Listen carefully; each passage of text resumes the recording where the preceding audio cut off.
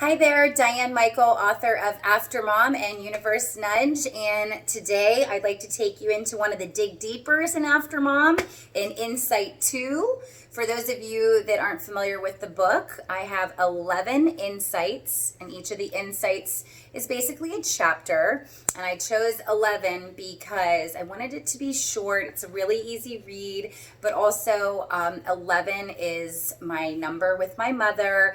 It's 111 and 1111 all the time in my world, whether it's change that I get from paying a bill, or I look at the clock and it's always 111 or 1111, or somebody says something to me that it's the 11th day. It's just pretty magical, and I don't know if you play with anything like that, but if you don't, I would highly recommend that you start looking into things that remind you of mom or a loved one and see how they appear for you. So the dig deepers are meant to really make you think about the insight and to take time to process what you're going through and how you're feeling after reading the insight. So, for example, I recommend to everyone that if you had a really hard time doing a dig deeper, that you don't move on to the next insight, because there's a reason you're in that chapter and that you're not moving forward, and that's okay. Even though it's a light read, it's something that you want to really dig deep and process. The book is split up into 3 sections. The first kind of section is bringing up memories to the surface, things that we may have stuffed deep down that come up. The middle part is how to forgive and heal, and what that looks like to you and how that works. And then the last part is about how to really keep mom or a loved one's memory alive, like the 111 and different types of activities that I put into the book. But I wanted to share this dig deeper with you. If you follow me on Universe Nudge, the post right before this has these words written out so that you can really journal them. But if not, grab a pen and a piece of paper, because you're going to want to write down the words that really speak to you. Dig deeper number 2, so the second insight. How did I feel when mom was diagnosed? Below is a list of words that may have described your experience when you heard of mom's diagnosis. If your mom didn't have a diagnosis, then think of when you heard that she died. Don't think too much about this, simply circle away. If a word comes to mind that isn't listed, write it down. So again, take yourself back to the moment that mom or a loved one was diagnosed with an illness. So go back into that moment. If she or they died suddenly, go back to the moment that you heard that they passed. And the words are confused, alone, sad, punished, fault, fear, destroyed, anger, blank, unfazed, scared, and shocked.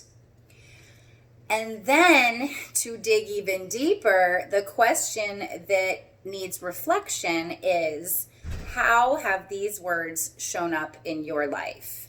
And so when I wrote this, I did all the dig deepers, and I wrote this 2 years ago. And 2 years ago, I circled confused, alone, fear, anger, and blank. And then where I've had those show up in my world have definitely been, I've definitely been angry in relationships, whether it's friendships or loving relationships. I've definitely suffered with being alone, the feeling of being alone. I know that you can relate when mom isn't around, not having that person that you can share your desires with or bounce ideas off of, that maybe a loved one who's more intimate doesn't need to really know, or just complaining about other family members. When you don't have mom, it's sometimes a very strong feeling of being alone.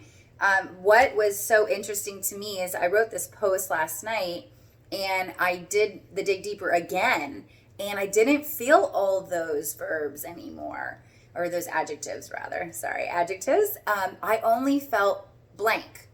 So I went back to my 10-year-old self and thought of the moment that I overheard that she had breast cancer on the phone, and the feeling inside, all I felt was blank. I wasn't angry anymore. I wasn't alone anymore. I wasn't afraid anymore. I've done a lot of of soul searching for who that little girl was. And I have other videos on that you may want to look at. But like, who was I at that 10 years old? I've done a lot of work with her, and somehow I've healed, because doing the exercise again, I have a totally different reaction and experience. So if you've read After Mom before and it's been a couple months, or it's been a year or 2 years, thank you for all those that have been following me for 2 years.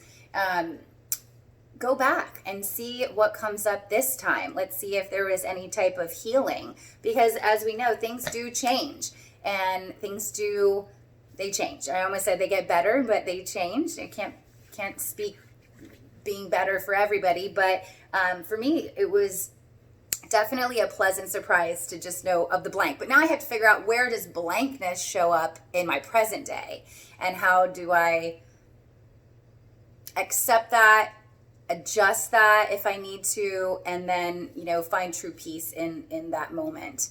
So if you haven't read After Mom, you can get it on Amazon. Just type in After Mom, Diane Michael on Google, or go to Amazon. And you can also buy it directly from me, and I'll sign the copy, real cool. And you can get that at the CallenGRP.com/shop.